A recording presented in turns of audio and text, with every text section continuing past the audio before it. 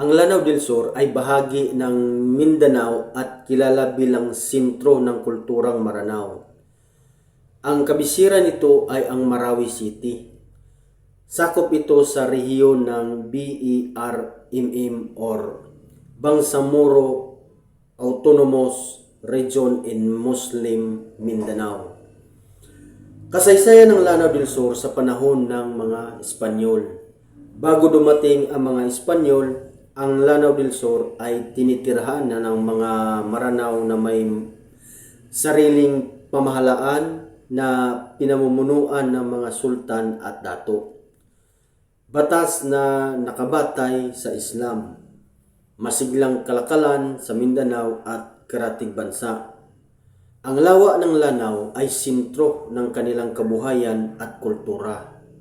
Pagdating ng mga Espanyol, dumating ang mga Espanyol sa Pilipinas noong 1521. Ngunit hindi nila lubusang nasakop ang Lanao del Sur.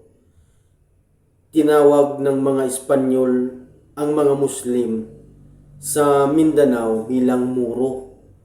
Malakas ang pagtutol ng mga Maranao laban sa mga mananakop na mga Kastila, mga labanan at pagtatanggol. Madalas ang labanan sa pagitan ng mga Espanyol at mga Maranao. Sinusubukan ng mga Espanyol na kontrolin ang rehiyon sa pamamagitan ng mga ekspedisyong militar, pagtatayo ng mga kuta sa paligid ng Lanao. Gayunpaman, nananatiling malaya ang loob ng Lanao del Sur. Relihiyon at pamahalaan. Nabigo ang mga Espanyol na ipalaganap ang Kristyanismo sa Lanao del Sur. Nananatili ang Islam bilang pangunahing relihiyon. Patuloy na namamahala ang mga sultanato ng Lanao. So, kahalagahan sa kasaysayan.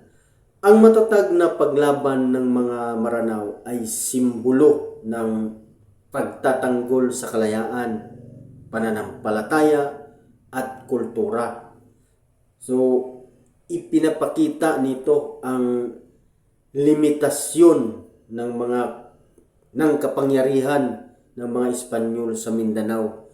So, ibig sabihin, hindi talaga nasakop ng lubusan ang buong lalawigan ng Lanao sa panahon ng mga Kastila dahil tutol ang mga kapatid nating mga Muslim o mga Maranao na mga tribo sa pagsakop nila sa kanilang lugar.